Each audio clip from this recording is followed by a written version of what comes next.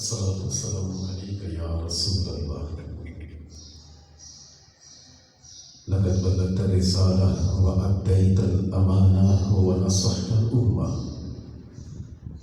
ومحوت الظلم وعلى آلك وأصحابك وأزواجك يا حبيب الله. قال الله تبارك وتعالى في الكلام المجيد: إن في ذلك لذكرى لمن كان له قلب. صدق الله العلي العظيم. وقال في مقام آخر في شأن حبيبه: إن الله وملائكته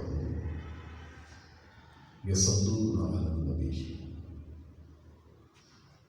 يا أيها الذين آمنوا صلوا عليه وسلموا تسليما. صلى السلام عليك يا رسول الله وعلى آلك وأصحابك يا حبيب الله. الصلاة والسلام عليك يا نبي الله وعلى آلك وأصحابك يا نور الله. مولاي صل وسلم دائما أبدا على حبيبك خير الخلق كلهم منزه من شرك في مقاصده فجوهر الحسن فيه غير منكسر. يا ربي بالمصطفى بلغ مقاصدنا واغفر لنا ما مضى يا واسع الكرم. اللہ کریم کی حمد و ثنا اور سرور کائنات محفل موجودات خاتم الانبیاء والمرسلین تاجدار ختم نبوت آقائے دو جہان سرور عالمیان غم کو سارے جہان تاجدار عالمیان حضرت محمد صلی اللہ علیہ وسلم کی بارگاہ تسلیم خدیج درود و سلام عرض کرنے کے بعد اللہ کریم کی بارگاہ میں دعا ہے کہ ہم سب کو قرآن اور سنت کی سمجھ عطا فرمائے. سامعین محترم، آج کا درس کا موضوع ہے مقام دل. عربی میں اس کو قلب کہتے ہیں، کاف دو نقطوں والا اور لام اور با.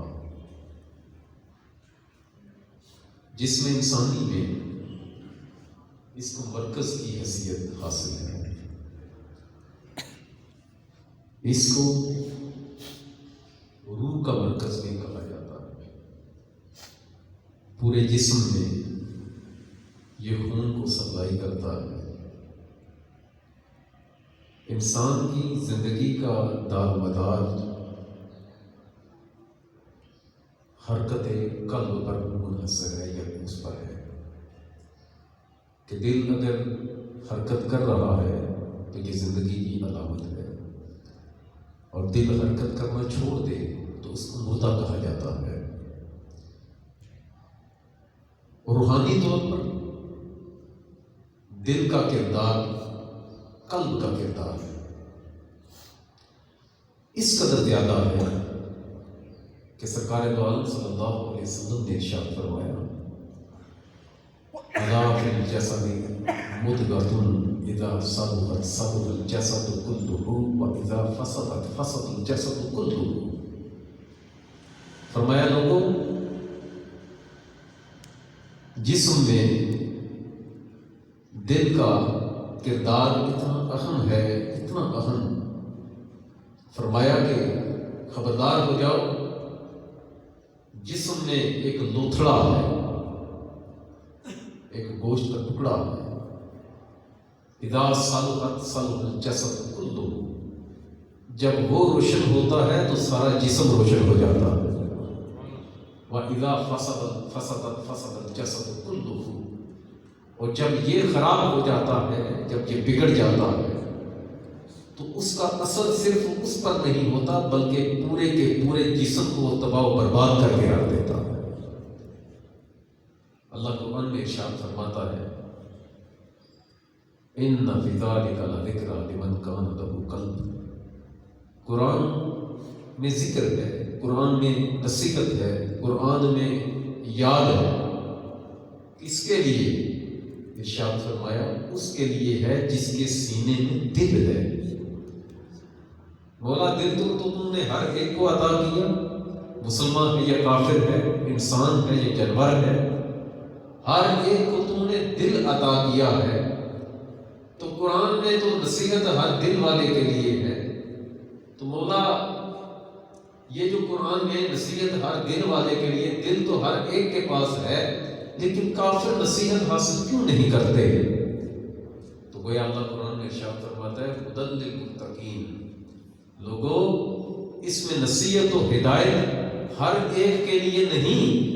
جس کو میرے در کی راہ چاہیے ہو وہ اپنے دل کو ستھرا کرے، تقوی کے نور سے معمور کرنے کی کوشش کرے، میں اس کو اس قرآن کے ذریعے اپنے گھر کی راہ دکھاؤں گا۔ ایک جگہ فرمایا ہدی للناس، کہ قرآن جو ہے وہ پورے جہاں والوں کے لیے ہدایت ہے، پورے جہاں والوں کے، لیکن ملتی کس کو ہے؟ اس کو ملتی ہے کہ جس کے دل کو اللہ اپنے لیے چن لیتا ہے۔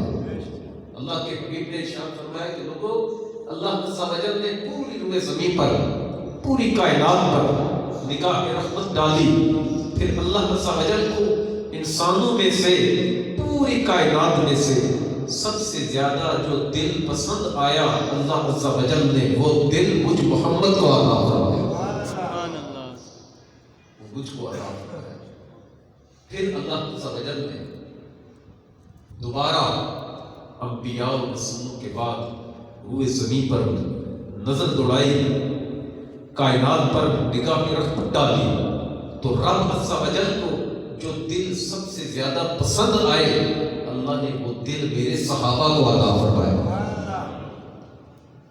تو دل جو ہے یہ کوئی عام شے نہیں۔ مولانا رومی نے لکھا دل بدستاور کے حج اکبر است۔ لوگوں کہ تم کیا سمجھتے ہو کہ دل کوئی عام شے ہے؟ فرمایا کہ دل جو قابو میں آ جائے، جو رب کی یاد میں غرق ہو جائے اور رب کی یاد کو اپنے اندر بسا لے، فرمایا حج اکبر اسی کو کہتے ہیں۔ دل بدستاور کے حج اکبر است، از ہزارہ کعبہ یک دل بہتر است، کعبہ تعمیر خلیل اطہر است، دل گزرگاہ جلیل اکبر است۔ ارشاد فرمایا کہ مولانا روم نے کہا تو وہ دل کوئی عام شے نہیں، قابو آ جائے تو حج اکبر یہی کروا دیتا ہے۔ فرمایا کہ دل جو ہے از ہزار کعبہ یک دل بہتر است، ہزار قابو سے وہ دل بہتر ہے جس دل میں رب کی یاد گزرتی رہتی ہے۔ کہا کہ کعبے سے بہتر ایک بندے کا دل ہے، ایک مومن کا دل۔ اور اصل میں یہ سرکار دو عالم صلی اللہ علیہ وسلم کی اس حدیث کا مفہوم ہے کہ جب آقا نے کعبہ کو دیکھا کہ جس کو صرف دیکھنے سے اللہ عز و جل 20 رحمتیں عطا فرماتا ہے، کعبہ کو فرمایا کہ قرآن کے نسخے کو دیکھنا عبادت، اللہ کے گھر کو دیکھنا عبادت، والدین کے چہرے کو دیکھنا بھی عبادت، حضرت علی کے چہرے کو دیکھنا عبادت، عالم کے چہرے کو دیکھنا بھی عبادت۔ اور رب عز و جل روزانہ مسجد الحرام میں 120 خاص رحمتوں کا نزول فرماتا۔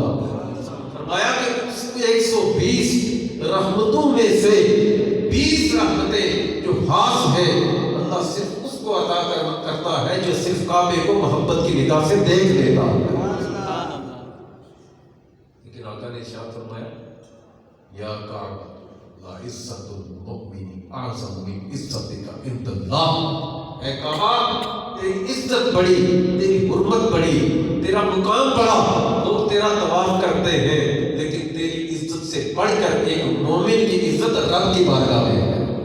اس لیے کہا گیا کہ مومن کا دل توڑنا، مومن کا گرد کھانا کعبے کو شہید کرنے سے زیادہ بدتر ہے۔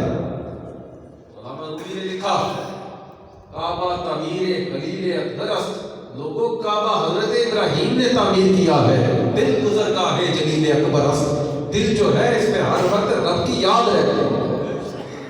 تو دل جو ہے اللہ عز و جل نے جس کسی کو بھی عطا کیا وہ استعمال شدہ نہیں دیا، یہ بھی رب کی شان ہے۔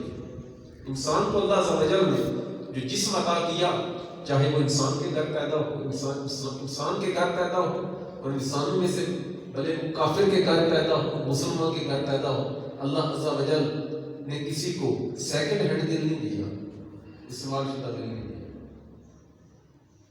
استعمال شدہ دل نہیں دیا۔ اللہ کے حبیب نے ارشاد فرمایا کل مولود یولد علی الفطرہ، اللہ جس بچے کو پیدا کرتا ہے چمکتا دمکتا روشن دل عطا کر کے پیدا کرتا ہے، چاہے وہ کافر کے گھر، چاہے وہ کافر کے گھر، چاہے وہ مسلمان کے گھر. فرمایا کل مولود یولد علی الفطرہ فابواہ یحودانہ او ینصرانہ او یمجسانہ. ارشاد فرمایا لوگوں کہ دل جو ہے اللہ کسی کو استعمال شدہ نہیں دیتا. دل کو جب بندہ کسی گھر میں کوئی بچہ پیدا ہو، بچہ کالا دل لے کر نہیں آتا، وہ بچہ استعمال شدہ دل لے کر نہیں آتا، اس کی دل کی تختی اتنی صاف ہوتی ہے فَأَبَوَاهُ يَحْوِدَانِهِ أَوْ يُمَسِّرَانِهِ أَوْ يُمَجِّسَانِهِ کہ اس کے والدین اگر چاہے تو بچہ یہودی بن جائے، جیسی تربیت کریں گے جیسا ویسا بچہ بنے گا.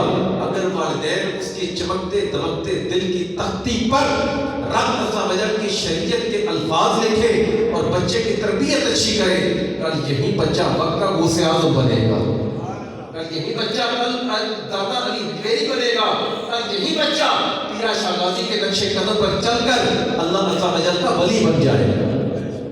دل جو ہے اس کو مرکز کی حیثیت حاصل ہے. دل مرکزی حیثیت رکھتا ہے جسم انسانی میں. اذا صلحت صلح الجسد کلہ، ٹھیک رہے تو سارا جسم ٹھیک، واذا فسدت فسد الجسد کلہ، کہ جب بگڑ جائے تو سارے جسم کو بگاڑ کر رکھ دیتا ہے، سارے جسم. اور دل کی پاور کیا اگر چمکتا دمکتا ہو، اور اس کی وسعت کیا ہے. ایک حدیث قدسی ہے، اس کا مضمون بتا رہا ہوں کہ انسانی مسلمان کے دل کی وسعت کیا ہے. اللہ عز و جل نے ارشاد فرمایا، حدیث قدسی ہے، فرمایا کہ میرے جلوے اس قدر وسعت والے ہیں، اس قدر وسعت والے ہیں، اس قدر وسعت والے کہ زمین و آسمان میں کو سنبھال نہیں سکتے. جتنی زمینیں اتنے آسمان، اور زمین و آسمان کی جو لمبائی و چوڑائی ہے وہ تو اگر انسانی زمین کی تو چلے ایک زمین کی تو کوئی ناپ تول کر سکتا ہے، وہ بھی کئی خطے ایسے ہیں جہاں پر انسان پہنچا ہی نہیں. اللہ نے ارشاد فرمایا کہ زمین اور آسمان باوجود اپنی وسعت کے، باوجود اپنی لمبائی چوڑائی کے، باوجود اپنی جو ہے وہ بے کنار ہونے کے، زمین و آسمان میرے جلووں کو اپنے اندر سنبھال نہیں سکتے. اپنے جلووں کو اپنے اندر سنبھال، میرے جلووں کو اپنے اندر سنبھال نہیں سکتے، میرے جلوے ان میں آ ہی نہیں سکتے. ہاں ارشاد فرمایا مومن کا دل ایسا ہے کہ جس میں میرا عرش بھی آ سکتا ہے، میری رحمت کے جلوے بھی آ سکتے ہیں. اور دل اسی وسعت کا میرے کہا اندازہ اس بات سے لگائے، اور اس کی مرکزی حیثیت کا اندازہ اس بات سے آپ لگا سکتے ہیں کہ یہ دل ایسی ہے. حضرت فضالہ رضی اللہ، یہ جو اس میں چمک آتی ہے نا، تو ہدی للمتقین، یا تو اللہ عز و جل ڈائریکٹ اس کو ہدایت کا نور عطا فرما دیتا، دوسری یا پھر اللہ عز و جل کسی بندے کے ذریعے اس بندے کو ہدایت کا نور عطا فرما دیتا. اور پھر تیسری بات، کبھی کسی اللہ والے کے پاس بیٹھے تو اللہ اس کے صدقے دل کی نورانیت میں اضافہ فرما دیتا اور کالے دل کو نورانی بنا دیتا ہے. اور پھر ایسا بھی ہے کسی اللہ والے کا دست لگ جائے، ہاتھ لگ جائے، کپڑا لگ جائے، اللہ عز و جل اس کے ذریعے سے کالے دل کو روشنی عطا فرما دیتا. کارتما فرما رہے تھے بیت اللہ شریف کا، رات کا وقت تھا. حضرت فضالہ رضی اللہ سرداران قریش میں سے تھے، یعنی قریش کے معتبر شخصیات میں سے تھے. یہ کی بات چلتی تھی،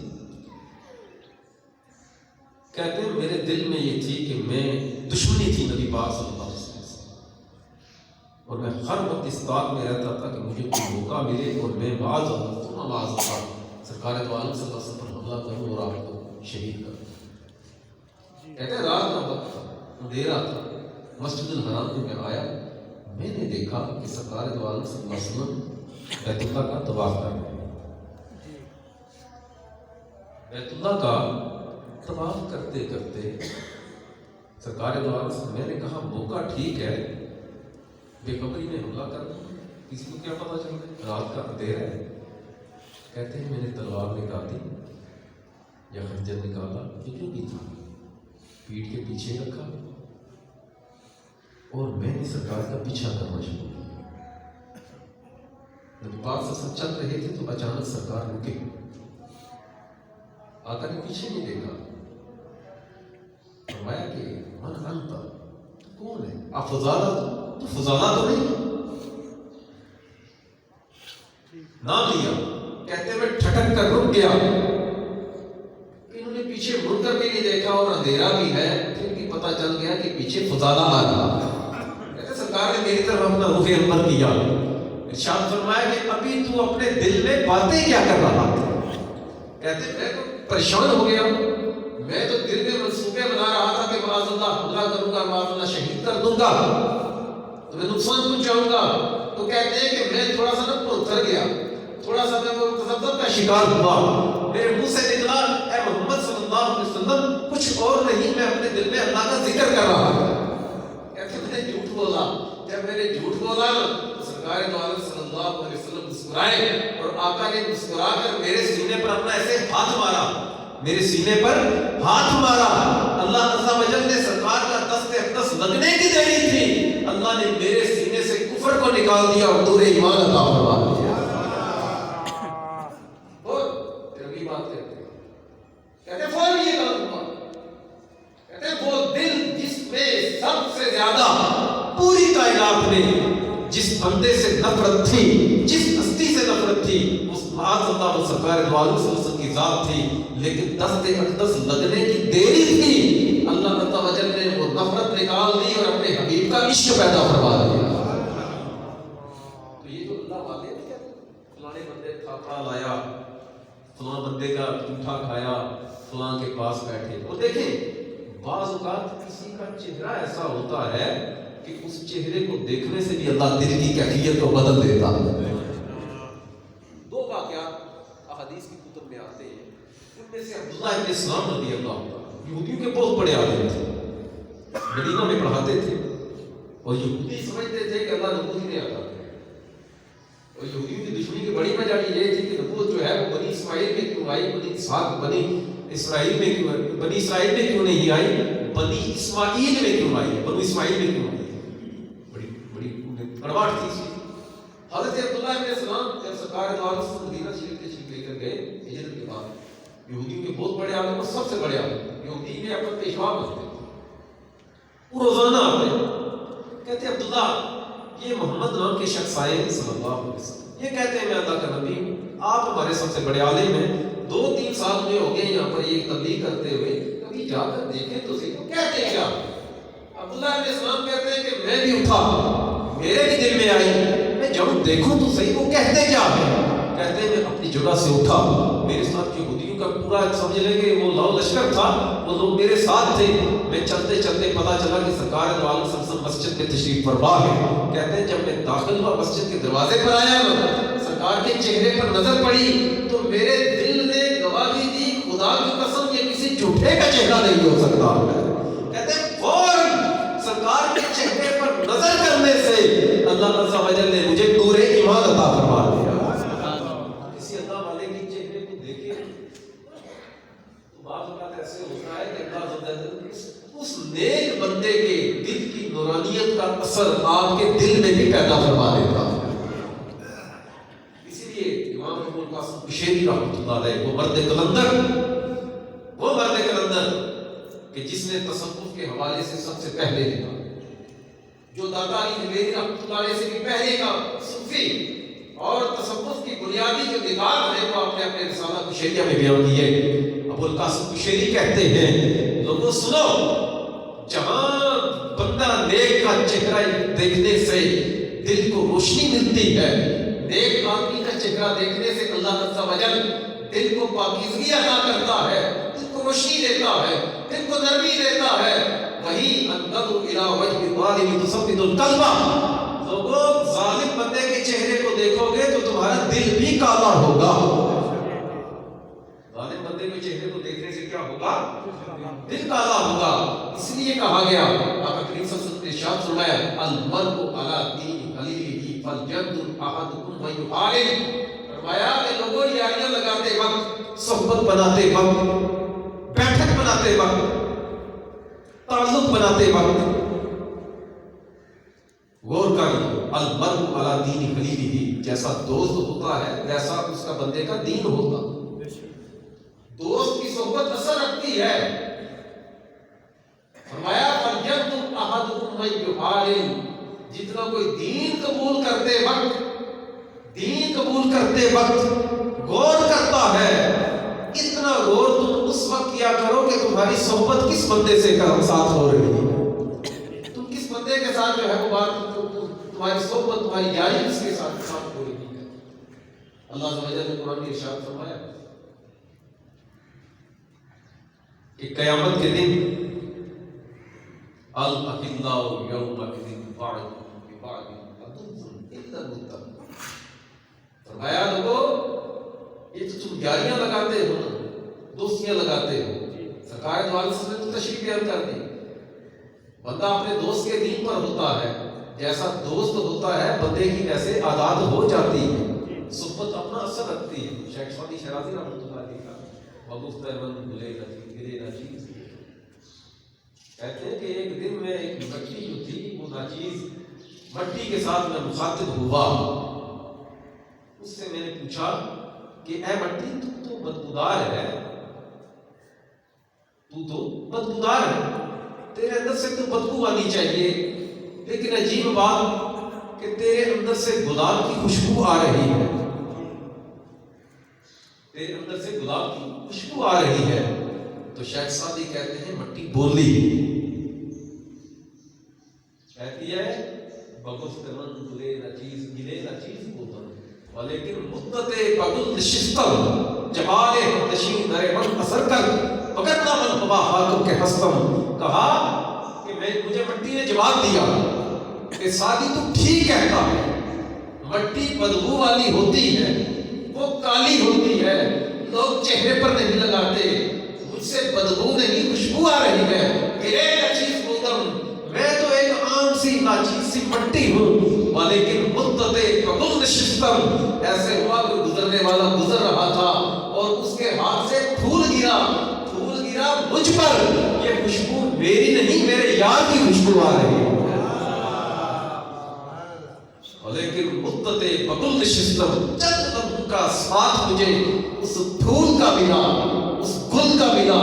یہ مجھ پر جو رنگ چڑھا ہے خوشبو کا، یہ میری اپنی خوشبو نہیں، میرے یار کی خوشبو مجھ سے آ رہی ہے. مگر نہ من ہوا حاکم کے ہستم، کہ سعدی مگر نہ میری کیا حیثیت ہے، میں تو مٹی کی مٹی. تو اللہ تعالی نے قرآن میں ارشاد فرمایا الاخلاء یومئذ بعضهم ببعض عدو الا المتقون. لوگوں قیامت کے دن بڑے بڑے خلیل، بڑے بڑے پکے یار، الاخلاء خلیل کی جمع ہے، بڑے بڑے پکے یاریوں والے ایک دوسرے کو دیکھ کر بھاگیں گے، ایک دوسرے سے جان چھڑائیں گے. الاخلاء یومئذ بعضهم ببعض عدو. قیامت کے دن بڑی بڑی پکی یاریاں دشمنی میں بدل جائے. اگر کسی یار کو کسی کو بے نوازی بنایا، کسی کے ساتھ کسی کی صحبت میں بیٹھ کر اگر غلط کام پر لگ گئے، نشئی بن گئے، بدنگاہی کرنے والے بن گئے، زانی بن گئے، چور بن گئے، ڈاکو بن گئے، کتنا ہی قریبی یار ہو، قیامت کے دن اس پر تھوکنا دوبارہ نہیں کرے. اللہ فرماتا ہے اللہ یومئذ بعضهم ببعض عدو. یہ جو تم دنیا کی یاریاں لگاتے ہو نا، جو دین سے ہٹ کر یاری لگاتے ہو، اللہ ارشاد فرماتا ہے یہ یاریاں تمہاری قیامت کے دن دشمنی میں تبدیل ہو جائے گی. تم دشمن بن جاؤ گے. بڑی بڑی پکی یاریاں اس دن دشمنی میں تبدیل ہو جائے گی. مولا پھر یاری کا فائدہ، پھر دوستی کا فائدہ. تو اللہ تعالی نے ارشاد فرمایا الا المتقون. ہاں جو تقوی کی بنا پر، دین کی خاطر، اللہ کی رضا کی خاطر دل میں ایک دوسرے سے محبت کرتے ہیں، قیامت کے دن ان کی ملاقات میں خود کرواؤں گا. اللہ کے ارشاد فرمایا کہ قیامت کے دن سرکار دو عالم کی بارگاہ میں جب ایک صحابی نے عرض کیا آقا کہ مجھے آپ سے محبت ہے، میرا دل آپ کو چاہتا ہے۔ اللہ کے حبیب نے ارشاد فرمایا کہ قیامت کے دن تو اسی کے ساتھ ہوگا جس کے ساتھ تجھے محبت ہے۔ صحابہ کہتے ہیں میں بڑی خوشی ہوئی کہ پوری کائنات میں اللہ عز و جل نے سب سے زیادہ محبت ہمارے سینوں میں ڈالی تو اپنے حبیب کی ڈالی ہے۔ میں کہنا یہ چاہتا ہوں کہ یہ جو دل ہوتا ہے نا، صحبت کا بھی اس پر اثر ہوتا ہے،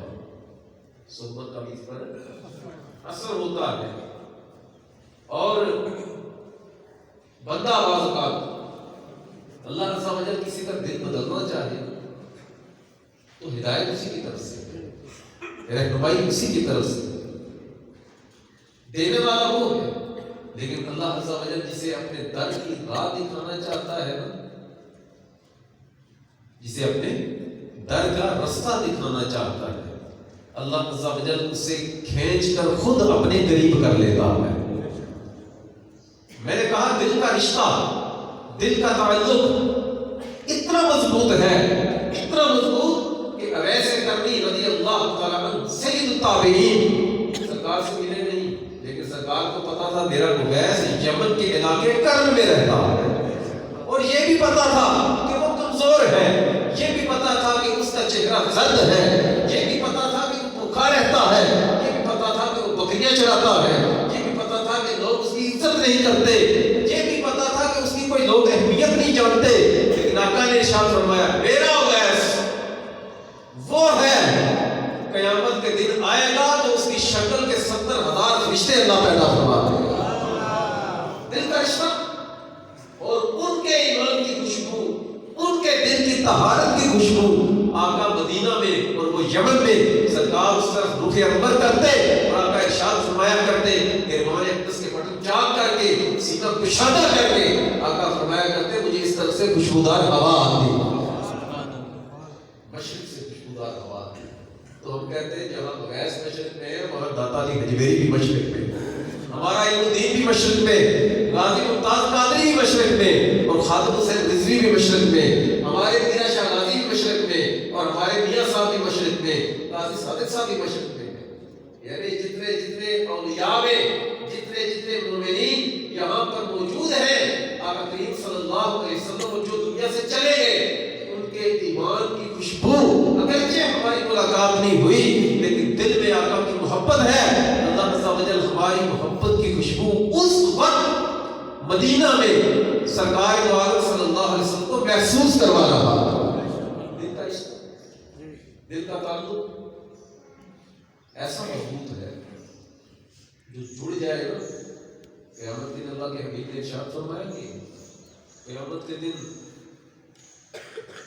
جس کے ساتھ تمہیں محبت ہوگی نا، اس بندے کو ڈھونڈنے کی ضرورت نہیں رہے گی، تمہارا دل جس کی طرف راغب ہوگا اس بندے کو قطعاً ڈھونڈنے کی ضرورت نہیں ہوگی، بلکہ اللہ فرشتے بھیجے گا۔ وجوہ نور علی منابر من نور، فرمایا کہ ان کے چہرے نور والے ہوں گے اور وہ نور کے ممبروں پر بیٹھے ہوں گے، اور اللہ عز و جل کی طرف سے اعلان کیا جائے گا اے فلان ڈھونڈتا کس کو ہے؟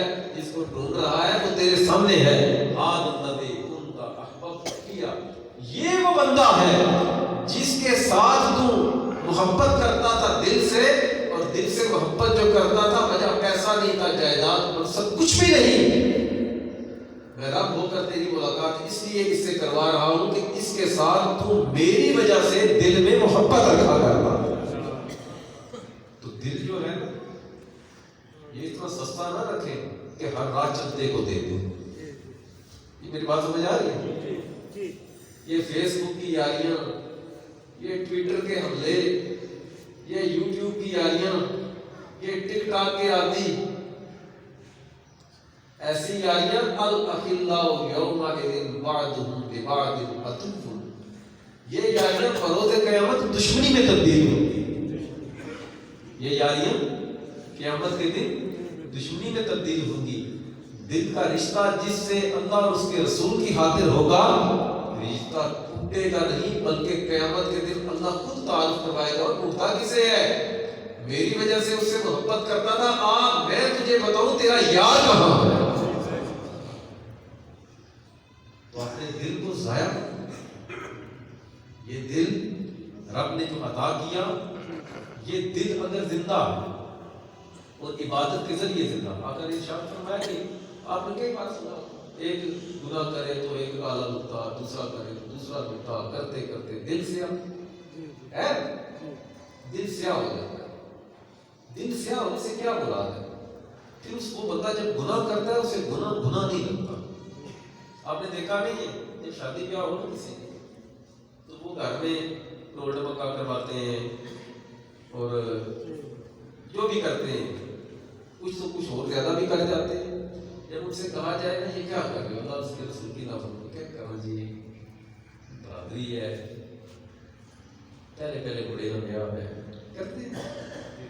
اور بعض تو ایسے بدبخت ہیں کہ جو یہ کام نہ کرے کہتے ہیں یہ بھابی ہوئی ہے، کہتے ہیں، حالانکہ یہ صرف دردی بھابیوں کی نہیں ہے، صرف یہ اسلام کی علامت ہے کہ نکاح جو ہے یہ ایک پاکیزہ رشتہ ہے اور پاکیزہ ماحول میں اس کو منعقد ہونا چاہیے۔ تو گناہ کو گناہ نہ سمجھنا، گناہ کو جو ہے نا سب کی گناہ محسوس نہ کرنا، دل پر سے نہیں نہ ہو کہ میں نے کسی کو گالی دی ہے۔ دیکھا نہیں بچہ کسی سے لڑ کر آیا، ابا جی کو بتایا فلاں کی لڑائی کیا، تو کیا چلی گئے، میں ماری اس سے سیاہ چڑھا دی۔ میری بات سمجھ آ رہی؟ تو یہ دل کی سختی کیسے محسوس ہو؟ اذان ہو رہی ہے پتہ ہی نہیں، بندہ گالیاں دے رہا ہے، اسے احساس نہیں ہے کہ میں نے سرکار کے بعد سے ارشاد فرمایا سبب فسوق ہو۔ مسلمان کو گالی دینا بہت بڑا فسق ہے۔ گالیاں دے رہے احساس ہی کوئی نہیں ہم کسی کی ماں بہن نہیں کر رہے، بدنگاہی کر رہے احساس ہی کوئی نہیں کہ ہم نابہن کو دیکھ رہے ہیں، حرام کھا رہے احساس ہی کوئی نہیں کہ ہم حرام کھا رہے ہیں، نماز نہیں پڑھ رہے، روزے نہیں رکھ رہے، روزوں میں سریام اور ڈیش مارنے کے طور پر جو ہے وہ کھانا پینا سریام کرنا، دل کی سختی کی علامتیں یہی ہیں۔ اور جب اللہ کا ذکر واجلت قلوبہم، جب اللہ کا ذکر سن کر دل پر کپکپی طاری ہو جائے، دل کو سکون ملنے لگے، تو سمجھ لو تمہارا دل مردہ نہیں ہوا بلکہ اللہ نے اس کو اپنے ذکر سے حیات جاویدانی عطا فرمائی۔ ہم لوگ نا سنیے گا، ہم لوگ نا چاہتے ہیں فلاں نمازی بن جائے، فلاں نے مرنا ہے، ہم کہتے ہیں نا یار تو مرنا نہیں، بھائی میں نے بھی مرنا ہے، اگر اس نے مرنا ہے تو میں نے بھی مرنا ہے۔ اپنے حصے کا کام ہم نہیں کرتے، اپنے حصے کی حاضری نہیں لگواتے، ہم اپنے آپ کو نیک سمجھتے ہیں اور دنیا کو گناہگار سمجھتے ہیں۔ جب بندے کی حالت یہ ہو جائے کہ وہ اپنے آپ کو نیک سمجھے، پرہیزگار سمجھے، نمازی سمجھے، اللہ والا سمجھے اور دوسروں کو حقیر سمجھے، تو یہ بھی دل کی سختی کی علامت ہے۔ جب اپنے آپ کو دوسروں سے حقیر سمجھے، دل پر اثر ہونے کی، بزرگ فرماتے ہیں کہ وہ کسی بندے کے پاس گئے تو اس سے کہا خدا کا خوف کیا کر، تو فلاں غلط کام کرتا ہے یہ نہ کیا کر۔ اس نے کہا کیا ہوگا؟ اللہ کا عذاب ہوگا۔ انہوں نے کہا کیا اللہ کا عذاب ہونا ہے؟ دیکھو میرے بچے ہیں، میری جائیداد ہے، میرا منصب ہے، میری تجارت ہے اور سب کچھ ہے میرے پاس، پھر کیا مسئلہ ہے؟ اللہ کا عذاب کیا ہے؟ غیر سے آواز آئی تجھ پر اللہ کا سب سے بڑا عذاب یہ ہے کہ تجھ پر تیرے دل پر نیکی کی بات کا اثر نہیں ہوگا۔ جب کسی کو آپ سمجھائے نا فلاں غلط کام نہ کر، تو وہ کہے جی پتہ ہی کیا ہے میں تجھ سے نہیں پتا، میں نہیں پتا۔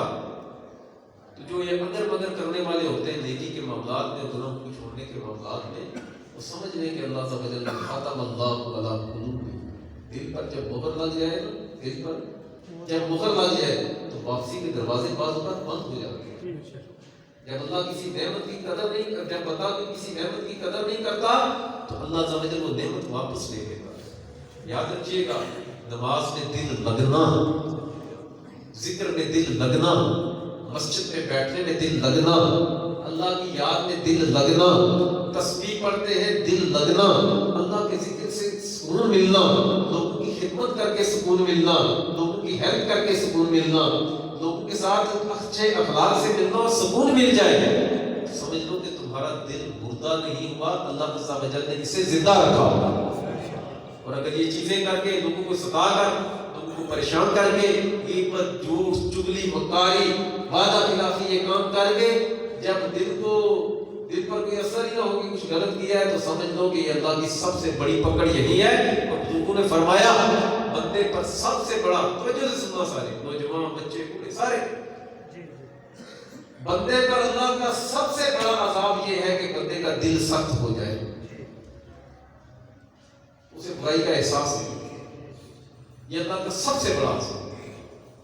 اللہ عز و جل ہمیں ہمارے دلوں کو منور فرمائے اور آخرت کی تیاری کی توفیق عطا فرمائے، اور اللہ ایسی ہمیں صحبتیں، ایسے لوگ عطا فرمائے جو اس کی یاد میں دن رات گزارتے ہیں۔ اللہ سب کو عمل کی توفیق عطا فرمائے۔